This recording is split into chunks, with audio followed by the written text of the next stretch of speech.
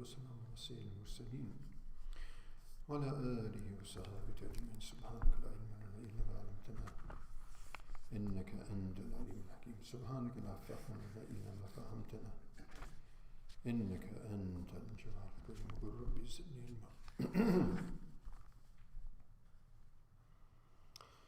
أعوذ بالله من الشيطان الرجيم. إن مثل عيسى عند الله كمثل آدم خلقه من تراب ثم قال له كن فيكون. الحق من ربك فلا تكن من الممترين. فمن حاجك فيه من بعد ما جاءك من العلم فقل تعالوا ندعو أبناءنا وأبناءكم ونساءنا ونساءكم وأنفسنا وأنفسكم ثم نبتهل فنجعل لعنة الله على الكاذبين. إن هذا لهو القصص الحق وما من إله إلا الله وإن الله لهو العزيز الحكيم. فإن تولوا فإن الله عليم بالمفسدين. صدق الله مولانا العظيم.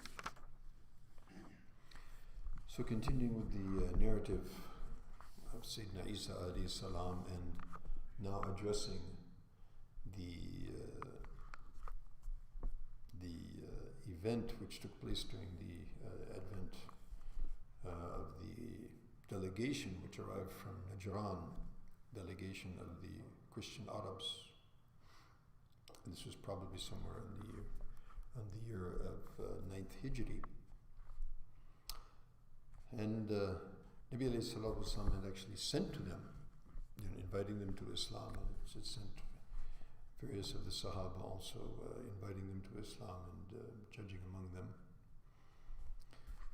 And so the Christian Arabs, being themselves people of their own religion and having a long heritage and tradition, so they didn't just, jump to the occasion without looking into the affair very carefully and seeing what options and alternatives they had. So, after making a mashwara among themselves, they sent a delegation to Rasulullah, and a number of them, there's a number of narrations mentioning quite a number of them, and among them were 2 or 3 very important figures among their scholars and among their chieftains. And so when they came to Rasulullah, some of the narrations, they came dressed, in the best that they had, these beautiful clothings, what we call hulal, which, shawl and the izar, which was a very expensive cloth, perhaps might have been silk, and wearing golden rings and ornaments, showing their, as we read in the hadith, the Samin al-Azim. So it's mentioned in some of the riwayats that when they came to Rasulullah in this, in this appearance, and obviously these are all, forbidden things. So they offered salam to Rasulullah and he didn't reply to them. And they started talking to him and explaining to him, and he didn't answer them at all. They were quite astounded. So finally they went to Sayyidina Uthman and Sayyidina Abdul Rahman radiallahu anhu, and they had some connection with them previously from Jahiliyyah. They said, yeah, so what's the deal, Your Prophet invited us, we came and we talked to him, and he didn't even return his greeting, he didn't speak. So they asked Sayyidina Ali radiallahu ta'ala anhu, according to this riwayat, that, Ma ra'yuka ya Abul Hasan? And what's your opinion?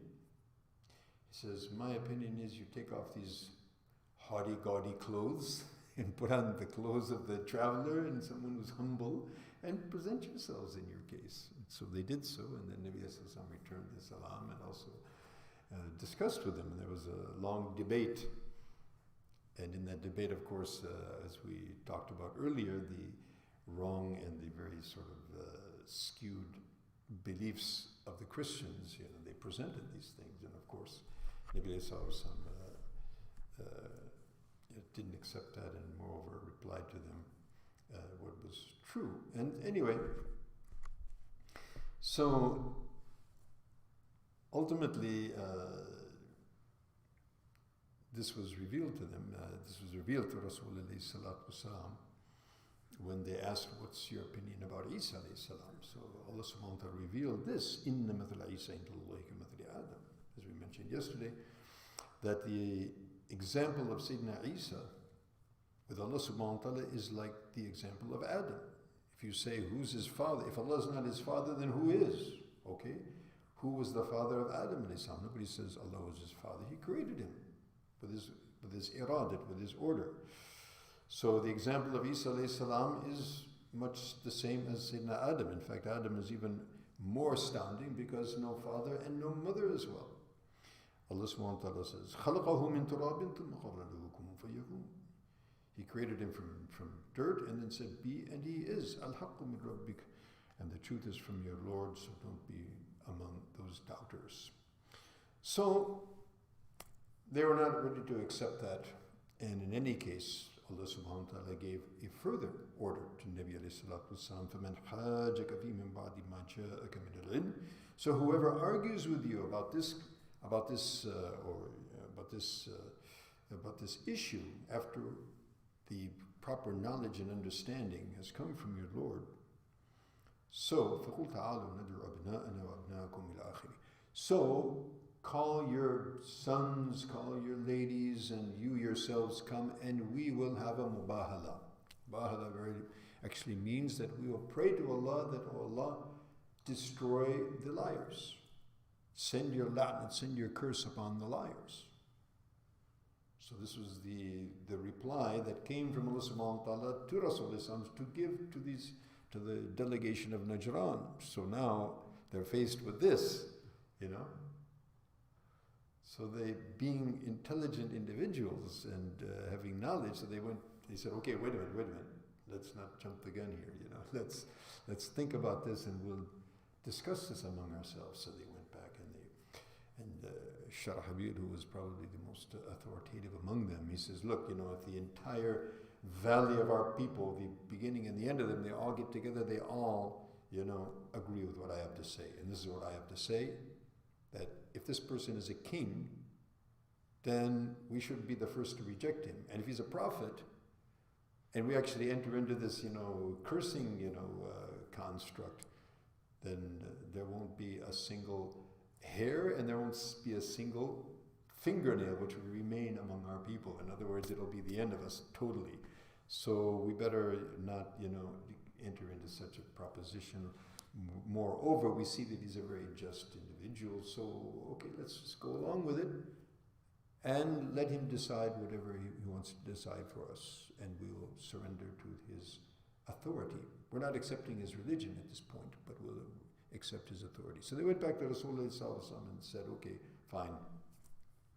And Rasulullah had come himself, Hassan and Hussein, in his rida. They were together, and Fatima radiallahu anha was behind, you know. And in some riwayat, Sayyidina Ali radiallahu anhu, he says, okay, these are my sons, these are my ladies, we're ready. They said, okay, we're not ready for that. We've thought better of the issue, and you decide whatever you want to decide, and we'll obey you with that.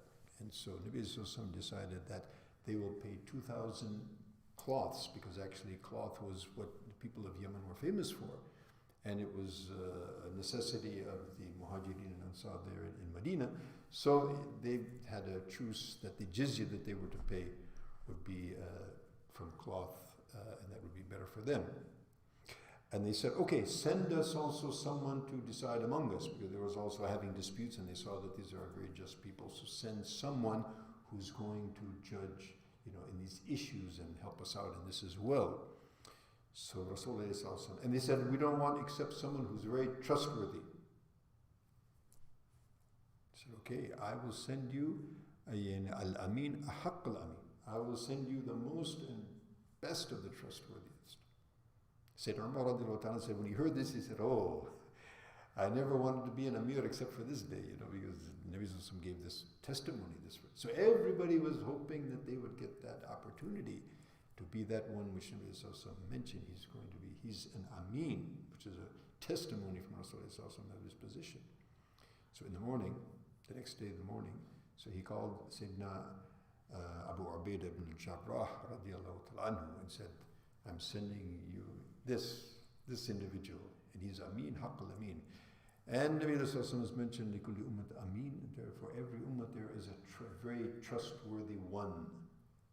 And the most trustworthy one of my ummah is Abu Ubaidah ibn al-Jarrah. So they sent him off, and that is the fadila of Sayyidina Abu Ubaidah, and he's one of the Ashram Bashara. And so the Mubahala didn't take place, and then Allah subhanahu wa ta'ala mentions, إِنَّ هَذَا لَهُ الْقَصَصُ الْحَقِّ. This is the narrative which is true. Of course, the Quran is true in every narrative that it engages in, and particularly in this particular issue regarding Sayyidina Isa alayhi salam.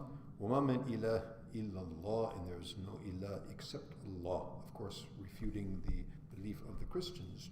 وَإِنَّ اللَّهَ لَهُ الْعَزِيزُ الْحَكِيمُ, and Allah subhanahu wa ta'ala is the powerful, the wise. فَإِن تَوَلَّوْا فَإِنَّ اللَّهَ عَلِيمٌ بِالْمُفْسِدِينَ, and if they turn away, then Allah subhanahu wa ta'ala knows well what the miscreants and the wrongdoers are doing and plotting, and He will address them accordingly. Well, Allah subhanahu wa ta'ala give us tawfiq to take the ibrat and lessons from these events, and make us among those ممن يستمع القول فيتبعون أحسنه. وصلى اللهم وسلم وبارك على سيدنا محمد وعلى آله وصحبه وسلم. والسلام عليكم ورحمة الله وبركاته.